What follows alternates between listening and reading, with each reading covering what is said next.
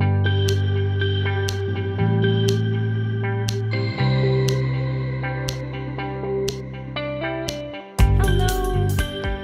again to the In the Rising podcast. This is the platform from which I talk to you about living a life that you don't regret, that you have no guilt, or little guilt, and that you can use your self-worth to live an empowered, independent, and free life.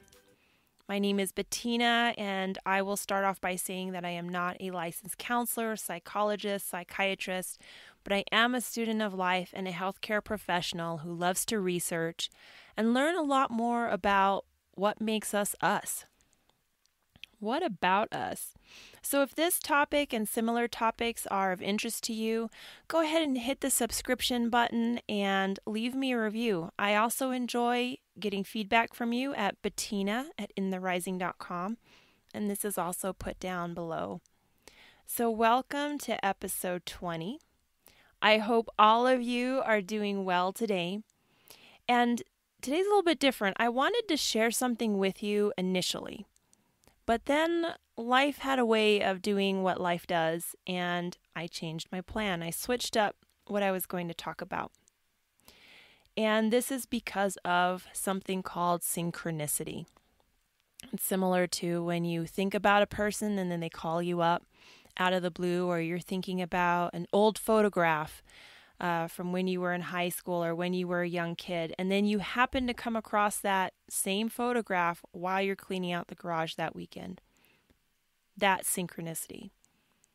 Well, mine happened where I wasn't thinking about something, but something apparently was thinking about me. So my synchronicity story is about ants. Yes, that's correct, ants. Those small, pesky things that come in simple or fiery colors, and they can be either gentle or can bite you and leave you a good memory about them. And then there are the ones with wings, which is a completely different story there. So why ants? Well, I'll start off this way. I started off my morning routine the way I normally do, which involves feeding my two dogs between 6:30 and 7 o'clock, or else there's a riot.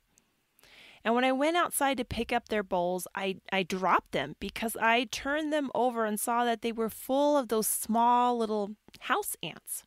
And they don't bite, but it was definitely a full bowl. And so currently my dogs are attempting to boycott their food because they're not big fans of it, but I spruce it up with some of their snacks. I have 39 more pounds of this dog food. Like, they're going to eat it, okay? And so maybe it was some of the sprucing that the ants were after, but nonetheless, I went inside, I cleaned it, everything was taken care of, but I still had all these ants by my door, and I saw them kind of trying to get into my house wall. And I was going to reach for my diatomaceous earth, but then I just opted for ortho. I opted for a pesticide, and I just didn't want them in my house. I cleaned everything, gave them their, unappetizing breakfast again. And then I felt a little tickle on my arm. It was another one of these ants trying to crawl its way up my hair follicles. And let's just put it this way, that was its last journey. So I got ready for work. I'm getting in the car. I'm driving. And next thing I know, I'm putting on my audiobook for my trip to work. And I'm listening to Dr. Henry Cloud's book, 9 Things You Simply Must Do to Succeed in Love and Life. Because I'm nerdy and I love those kind of books. And in this book, he talks about what he calls deja vu people. Deja vu are these people that every time you run into someone who's successful in love and life, that they have these similar qualities, and he calls it deja vu. And success is not deemed by what they drive or by just the length of a relationship, but by the depth of their relationships and by their joy and their happiness. So I'm exiting my neighborhood, and then I hear him mention Proverbs 6:6. And I don't know what Proverbs 6:6, but he goes on and says, to quote, "Take a lesson from the ants, you lazy bones. Learn from their ways and become wise." Now, there are moments when you're just taught a lesson that you didn't ask for and probably didn't want. Well, I had one of those. And I have to admit this, I did not recall a time that I ever heard about ants in our Bible.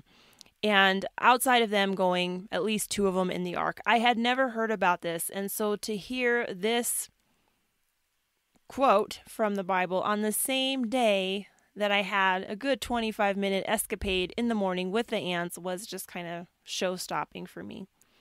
But Mr. Cloud, he expanded upon this story. Like, what about it? And he described his own journey with struggling to finish his dissertation so that he could be called Dr. Henry Cloud in the first place. And the due date for his dissertation was 2 to 3 years down the road, and he just felt overwhelmed.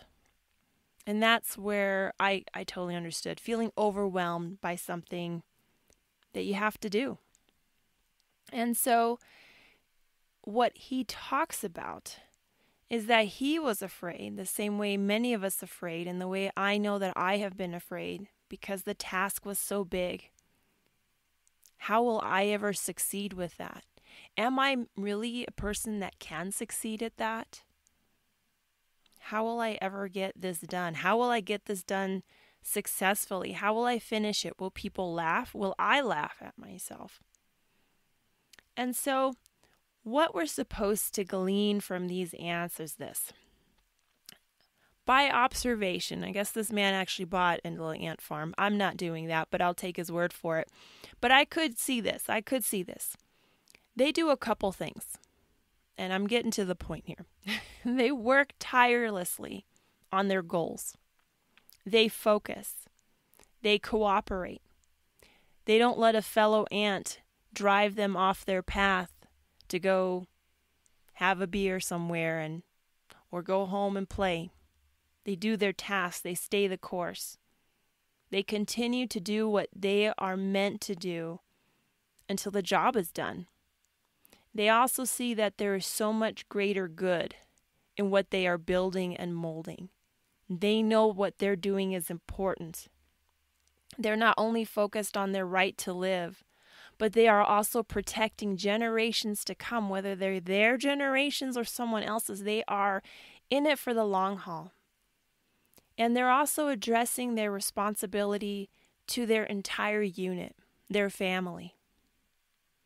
So there are 3 things that I feel we can learn about these ants and our own self-awareness, self-journey, focusing on ourselves. I think there's some good correlations there.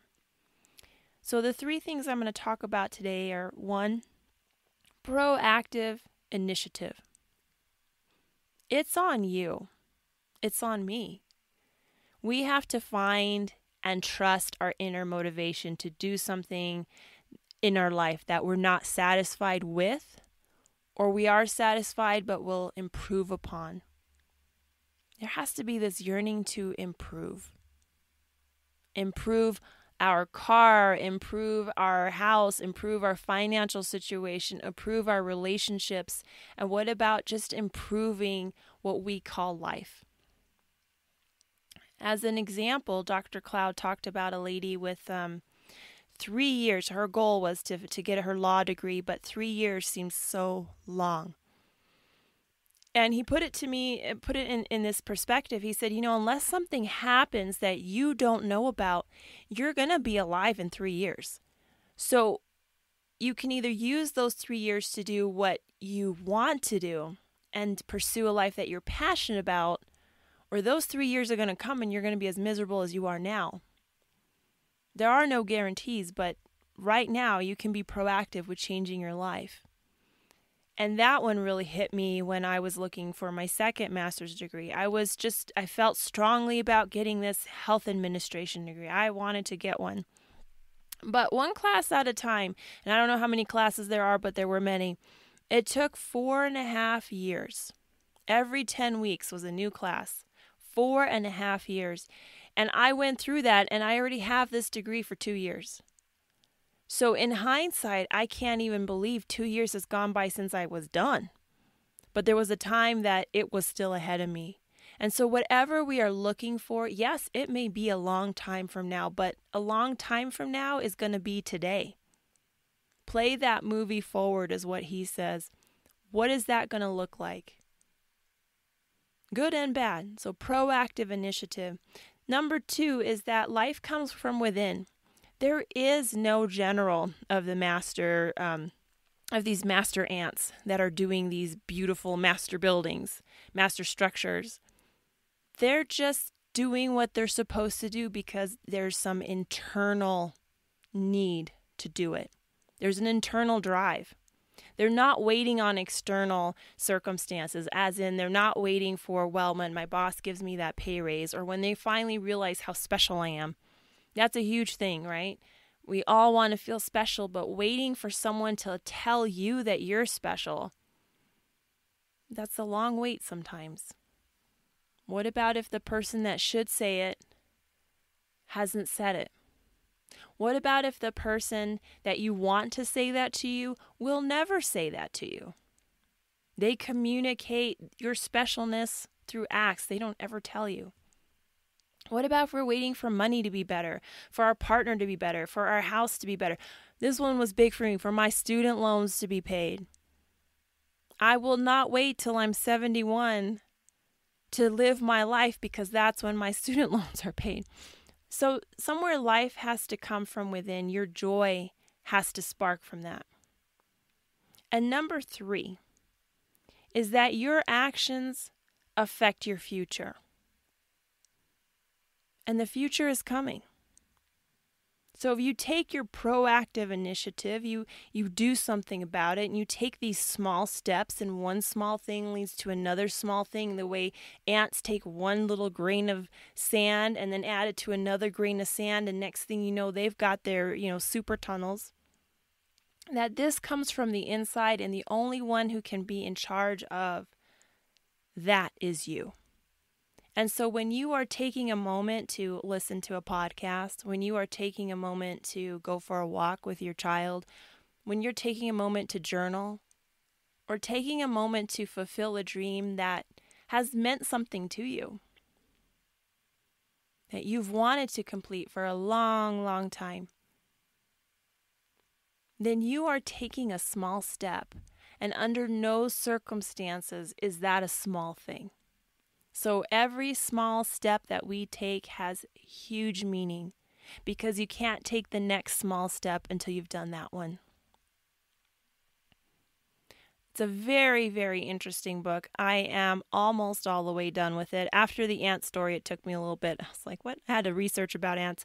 But I wanted to tell you guys about chirp.com. Maybe some of you are bookworms like I am, and you cannot always sit down to read. I am not an affiliate. I am just letting you know because I love to save money, and I love to save other people money as well.